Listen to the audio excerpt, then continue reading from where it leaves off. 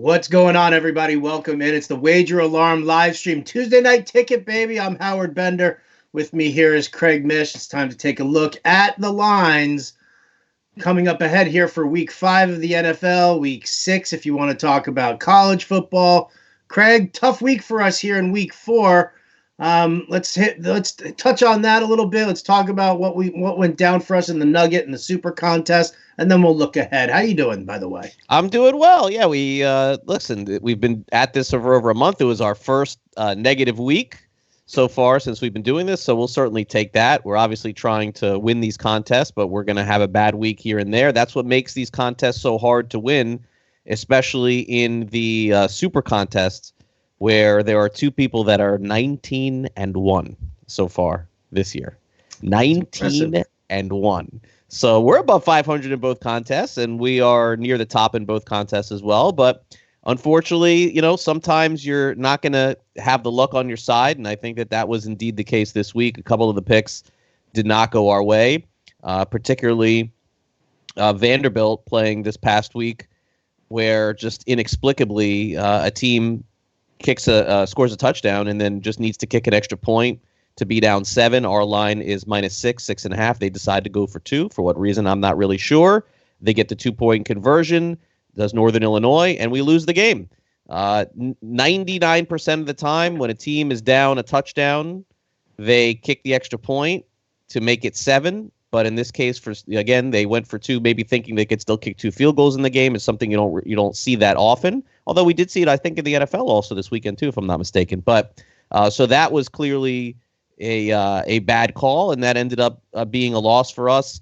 Liberty was a 7-point favorite. They ended up pushing for us. What other games did we fall? Oh, Virginia. I mean, this kid Perkins, the quarterback for Virginia, they were winning in this game. They were winning in the second half in this game. And, man, he just fell apart completely, the quarterback there. And so they had a great chance to win the game and even cover, and then they just made all kinds of mistakes. Perkins threw 3 interceptions. He was sacked 6 times. So, not great calls in college, for sure. And then Troy was the other one. Troy was a horrible pick. Troy was the worst college pick that we've had all year. That game, I'm like, there's going to be a lot of points. It was the most points scored in a college football game all year, maybe in 2 years. They scored like 100 points. They were going back and forth with Arkansas State, but they never had a chance to cover that game. So that was a poor one also. Any other college games to? No, those were the 4 college ones. Yeah, horrible games. For the Nugget, we went 0-3-1. Horrible. Wow. In college. Horrible. We didn't, and nothing that we would have went right. And even the extra games that we were looking at didn't go our way either. So it was just a completely bad read. And then honestly, in the NFL, the one game that looked the best fortunately won. Cleveland did win outright. They were 7-point dogs. They dominated Baltimore. That was one of my favorite picks of the year so far. And then I will say this in terms of the other games. A good lesson, I think, was learned, and not just for me, but for you and for everyone else that is out there, is that sometimes you go away for what works for you. And that is something that we did last week. We didn't look at betting. We didn't look at trends. We just kind of said, oh, the Patriots are much better team than the Bills. The Chiefs are a much better team than the Lions. But historically speaking, and going back years of us doing this, we are never laying 7 points in a game on the road in the NFL. It doesn't matter who it is. Now, the Dolphins are a little bit of a different scenario because they're obviously not trying to win and they're not covering in any games. But you're never even winning 50% of the time in those games where the road teams are favored. And so that triggered me as I'm watching those games, thinking to myself, like, we just should not have done that. And going forward the rest of the season, it will take a miracle for me to endorse a 7-point road favorite of any kind. It just shows you that when teams are at home, they're more likely to cover than not when they're getting points, at least of a touchdown or more. And I was hoping for a split at some point last week in those games. Honestly, the Patriots did not deserve to cover in that game. The Bills played well. They could have played better, maybe even won. Kansas City definitely did not deserve to cover and win that game. So those were 2 losses. Carolina was a great pick. Carolina went on the road at Houston. They won that game. So that was amazing. And then to me, the worst pick so far in the NFL that we've had came last week with Minnesota. Yeah. The worst pick so far. Howard, I don't know what to say about this. That was Minnesota was like the chic pick to win the Super Bowl potentially for a lot of people. and you have arguably the best looking running back in the NFL, not named McCaffrey so far this year. And I don't care that it was against the Bears. I am deeply, deeply concerned for the Vikings. And they'll probably bounce right back this week and win because that's the NFL. The team that looks the worst one week comes back the next week and wins and covers. They're a big favorite this week too. But I got to say, at this point, they've burned me too many times to go back to the well. I'm going to have to pass on Minnesota. I just can't. I don't have a feel for them. I did have a feel for them. You know what the problem with Minnesota is Minnesota needs to jump out to the early lead. As soon as Minnesota finds themselves on their heels, they don't have the quarterback to get them back into the game. Kirk Cousins is not that guy. How did that happen? And the offensive scheme, listen, the offensive scheme, it's been so run heavy and it's been so focused on that because of Kubiak and Dennison. Okay, and Stefanski's handling the passing game there, but they're running a lot of 2 wide receiver sets with 2 tight ends. They're not running a lot of 3 wide receiver sets. That moves Adam Thielen to the outside instead of the slot, and that doesn't work well. He doesn't do well against the outside cover corners, and that's what happens. So if Minnesota jumps out to an early lead, they can just grind it out on the ground, and they'll be happy to win that, which I'll tell you kind of tilts me towards a lot of the unders when you're looking at Minnesota football. Moving forward here. But when it comes down to a passing attack, when it comes down to a tough matchup where another team could pop them in the mouth like the Bears did and jump out to an immediate lead, that takes Minnesota out of the action there. So, I mean, blame Kirk Cousins. Blame the favorite run-heavy scheme. Yeah, I mean, Diggs has had a miserable year. I know he had a good game in garbage time, but fumbling the ball again, like this just continues. And look, at this point with Minnesota, I have to say that I think they look like a disaster. But again, it is betting, and we're talking about spreads here. We're not necessarily talking about wins and losses. And it is just supremely disappointing to see. But how are they a 5.5 point favorite over the Giants? Who, listen, granted it was Washington, know, but that's and they why, waxed Washington, but they took down Tampa Bay in a super close one there. How is it that Minnesota on the road in the Meadowlands? How is that? Because the line is probably right. Because Minnesota is not as bad as they seem, and the world is going to jump on the Giants, and then Minnesota is probably going to win by, 3 touchdowns. It's just the nature of the NFL. But see, that's the thing is that goes against everything that I've dealt with as far as analysis of the games themselves, and that turns me off of this game completely. Listen, I get that the Giants secondary is atrocious. Absolutely, their cover corners are terrible, but I'm not going to sit there and buy into Minnesota. Like, Minnesota wins this game and covers the spread if Dalvin Cook rushes for 150 yards and 2 touchdowns. Or Howard, they scrapped their whole game plan from the beginning of the season, which is not unreasonable to think. They may go back to trying to do what they did before. No, can't do that. They don't have the personnel for that. What happened to their quarterback? What happened to Cousins? He sucks, dude. Was he always sucking? He's always sucked. I feel like he used to throw for 300 yards and 3 touchdowns and 2 picks. You know what? Yeah, when he's sitting there where he's sitting there with Washington and they're playing from behind the entire time and he's just chucking it up all willy-nilly. He can't hold on to the ball. He fumbles on a regular basis. He throws interceptions because he's losing arm strength. He sucks. But why did Minnesota give him that money? Because they're stupid. The Jets tried to also. Even dumber organization. Yeah, it's just shocking to me. That's just one team I just don't have a good read on. But needless to say, probably not a team that will go on or against at least for a while. But to me, what's interesting is that the Vikings, Howard, they are playing with superior personnel, I think, on both sides of the football than Denver, and they're playing like Denver. Dennison and Kubiak were both with Denver. Like, they're playing the Denver way of football. But try to win on defense, but you got all this talent on all over the place, and you're not even trying to use it.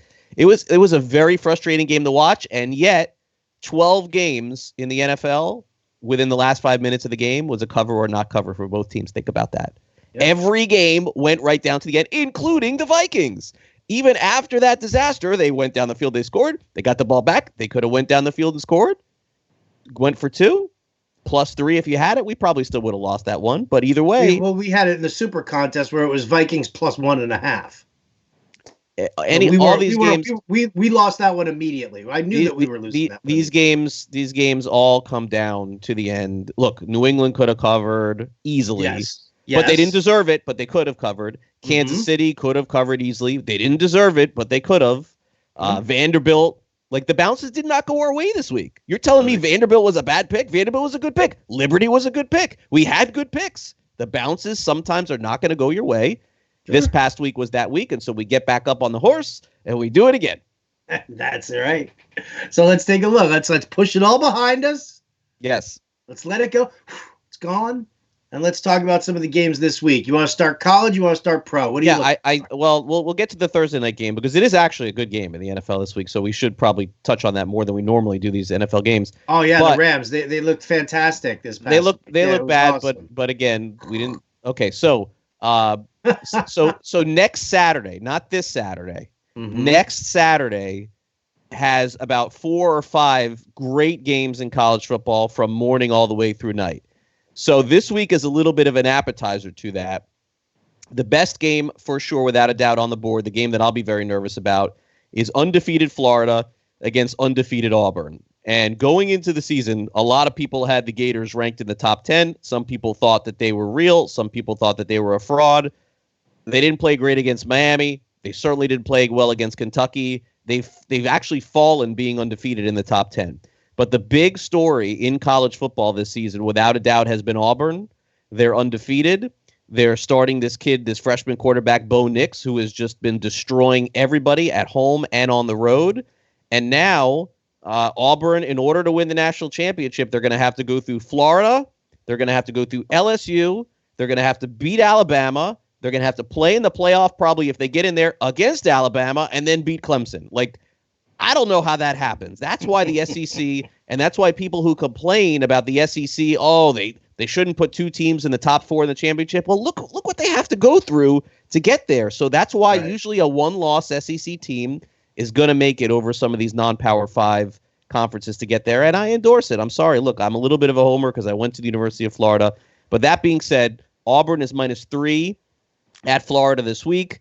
The Gators have to play Auburn this week and then LSU the following week. So if they win those 2 games, you could vault them right into the national championship picture. As much of a Gator fan as I am, I can't see them beating Auburn and LSU. I think they're going to lose one of those games.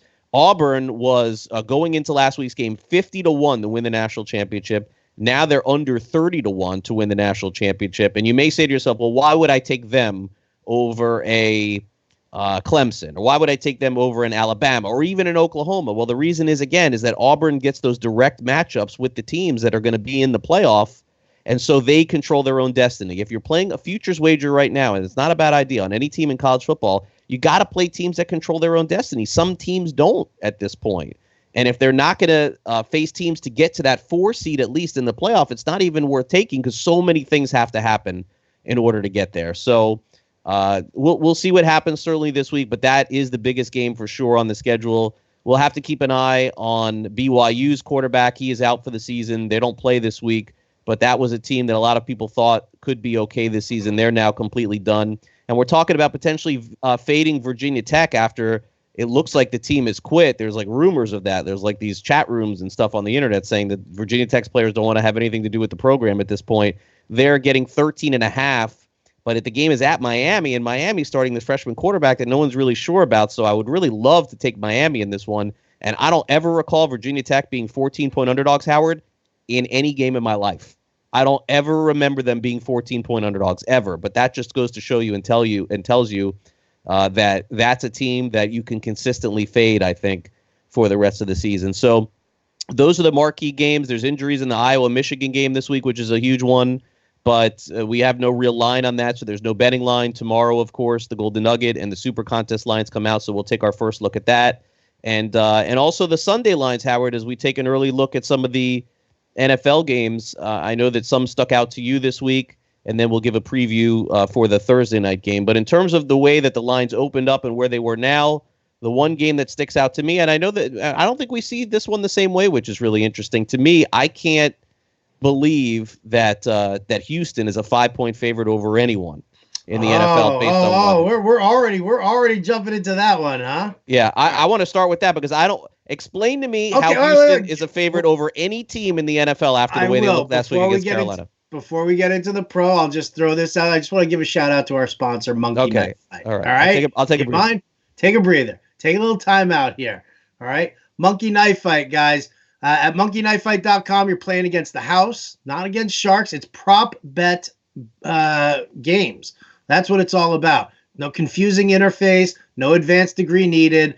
For a limited time only right now, you can go to Fantasy. You can get the Fantasy Alarm NFL Playbook. You can get that rest of season for free with your first deposit on Monkey Knife Fight today. Go to fantasyalarm.com/monkey and find out more about it and how you can win. And again, it's prop bets, guys. It's very simple. It's a bunch of overs and a bunch of unders, and you sit there and you wager per prop bet and build up your points that way. So monkeyknifefight.com is the site you want to do. If you want to get the playbook for free, sign up through us here at fantasyalarm.com/monkey, and you'll get a free playbook to go with it. Awesome. All right.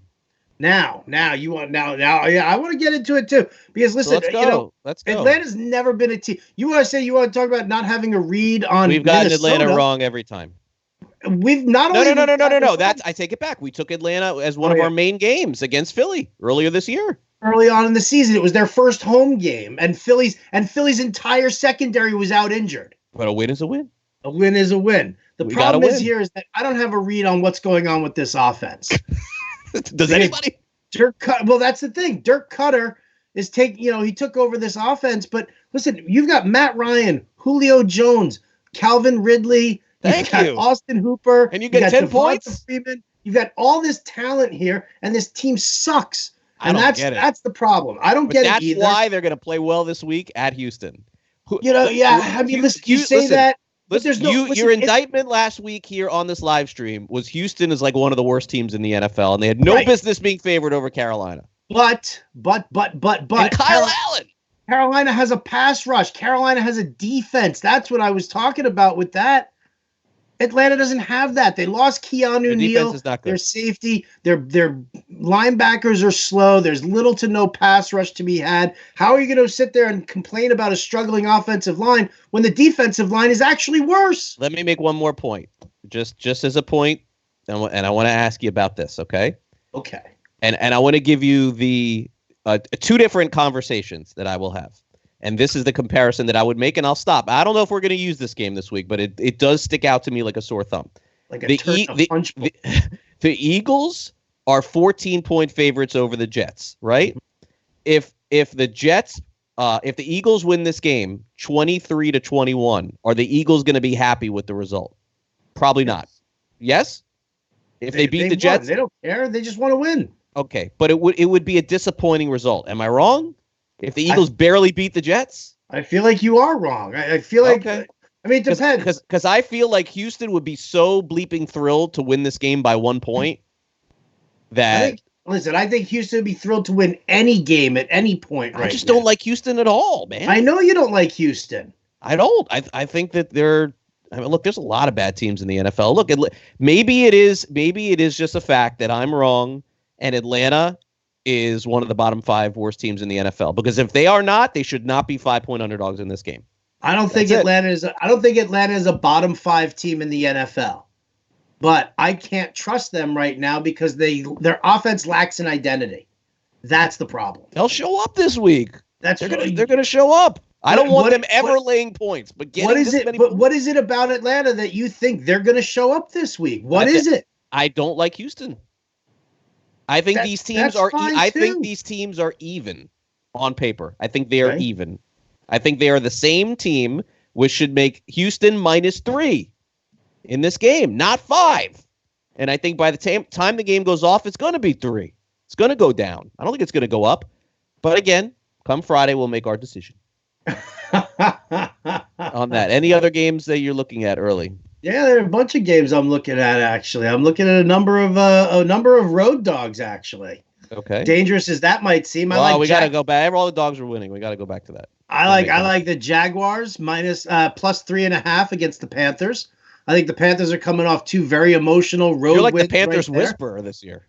Well, there you go. I'm telling you. I like the Panthers. I like the Panthers. I don't like the Panthers. I like Kyle Allen. Kyle Allen had a great debut. And then whatever you want to do with the Panthers, I'm on your side. All right, then. Jags then plus 3.5 is my lean. Broncos. How about that one? Broncos plus 6.5 against the Chargers, dude. The Chargers are terrible. We're taking the Broncos again. Yeah, why not? Oh right? my gosh! I don't Come know. on, you love taking the Broncos. I can't take the Chargers, but I don't know if I could. Denver. Oh my gosh, are they decimated, man? They lost the linebacker now. They did lose Bradley Chubb. That is the issue there. That is the issue. I mean, and that's Melvin a game. Gordon's coming back. I thought he was hurt. What happened to him? Melvin Gordon? No, he's fine. He didn't get hurt last week? They claimed that there was some sort of like hammy twinge, but that was just an excuse to keep him on the sidelines. He's back this week.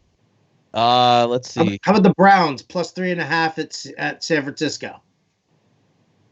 I don't know. I think the Browns may have peaked last week. Really? That's a huge game to come off of. I mean, and look, San Francisco's coming off a bye week. That's dangerous going against teams off a bye week. Bucks Saints only minus 3.5. Tampa Bay played better last week than anybody would have thought. That's for sure. Yeah, that was ridiculous. Bears Raiders. The Raiders. See, I told Raiders I said the Raiders would show up last week against Indianapolis. Should have went with that one instead, but I didn't do that in any pool I did. I could not take the Raiders in London. It would have to be the Bears or nothing for me. Yeah, I agree. Even with the 4.5 points. What about Arizona at Cincy? Do you like that one at all? I mean, those are two of the most putrid defenses around. I could only take Arizona, but that's a bad pick. That is a bad pick. That's me overreacting to Monday night. Cincinnati's at home. We should be taking the Bengals or nothing. Bengals win big against Arizona. Got to eliminate the week before. If you don't do that, you're kidding yourself. That's the problem with this. It's hard. It's hard to not have bias based off the previous week. And how about the Chiefs on Sunday night? They didn't cover last week. They didn't cover the week before. Now they're 10.5 against the Colts. You know that number is going to go up. People are going to bet more on Kansas City. It's going to be 11, 12. Probably not going to be able to touch that. I mean, come on. How many times has Patrick Mahomes thrown for no touchdowns in a game and then come back and thrown 3 or 4 the next time? Dallas, Green Bay. That line is now 3.5. So, a little wide open. I don't like Green Bay though. I think I'd lean Dallas here. I don't like what I've seen from the Packers in any of the games that I've watched this year. I don't really like what I see. And Adams being out, that's a big one, right? Adams being out is a big one, but then on the other hand, on Dallas, you got Tyron Smith who's out on the offensive line. Tackle. Yeah, that's a big deal for them. Yeah, that's a big deal for them. I don't particularly like that game either. We're going to struggle for the games this week. Do we like Thursday night's game? Should we be putting a pick in for the Super Contest on Thursday? We have not even asked that question all season long, but the games have been so dog all year that we haven't. I can't. Not in this one here. Not with. I mean, tough one, right? It's Seattle at home. They're favored by 1.5 over a Rams team that just got their asses handed to them by Tampa Bay. And that that blew me away. How did that happen? How does that even remotely happen? Goff just doesn't look good. I know he came back and threw for 500 yards, but he did not look good in the first half. And at this point, and on the show that I'm doing, the radio show that I'm doing, I keep talking about Gurley. Like Howard, he's like done, right? Like it's like Gurley's at the end, pretty much, right? I mean, like you're not going to get 100 yards and 2 touchdowns. No more, right? Anymore. How did that? What happened so fast? The knee? That's just arthritis in the knee, dude. Yeah. Absolutely. And if that's the case, then aren't you like starting to pivot to some of the other guys they have there? Like I don't get what their game plan is. I saw at the half he had no carries or 1 carry. Like I don't care if you're down 21-0. Like Gurley was the main reason why the Rams won as many games as they did the last 2 years. Fair. And now, listen, it ended last year, Craig. I know the Super Bowl was a complete misfire. Forget the Super Bowl. It was the last 4 weeks of the season that Gurley didn't play. He didn't play throughout the playoffs. He didn't play at all. It's very sad. I don't know that. Will he play? If I gave you an over under of him playing 1 more year, will he play 1 more year? Yeah, probably. And that's it, though, right? He'll probably try to string it out as much as he possibly can. He doesn't know any better. I can't believe it. I mean, this time last year, he was the number 1 player in fantasy football. Yeah, absolutely. So I don't know what the Rams are doing. I agree with you there. Do you want to give any lean or side if we're not going to pick this for Thursday? We're doing amazing with our Thursday night picks without picking them. So I don't know. Maybe we should be picking these games because we did. Well, listen, I'll take. If you want to take Seattle, I'll take Seattle. Exactly. Seattle minus 1.5 here. I like the under 49.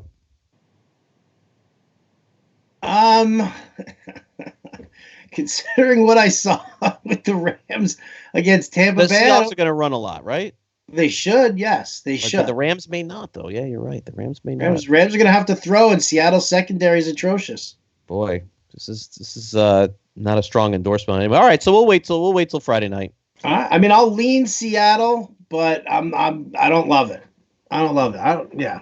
Because the Rams could show up. That's a very hard game to handicap. The Rams could all of a sudden show up, but when was the last time you saw Seattle in a home game where they weren't favored by more than I agree with you. It's a great point. I agree 100%. Always. And when was the last time they were favored by that? 2 weeks ago against the Saints. Yeah. How'd that go?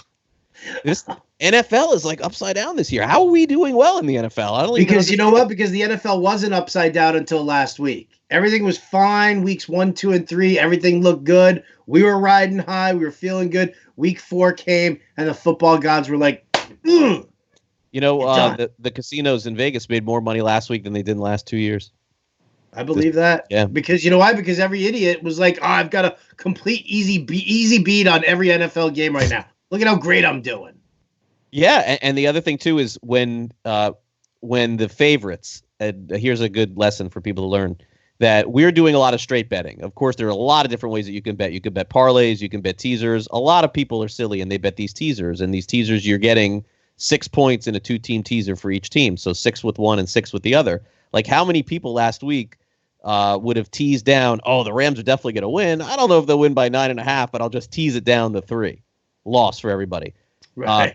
Colts, 7-point favorites. Well, let me tease down. The Colts are definitely going to beat the Raiders. I don't know if they're going to. And so all of those teasers all lost, man. Like all of them. And these parlays too, like having the Chiefs in a parlay or having the Patriots in a parlay against the spread, those lost as well. So I really, at this point, think that we had, again, all the games went down to the end.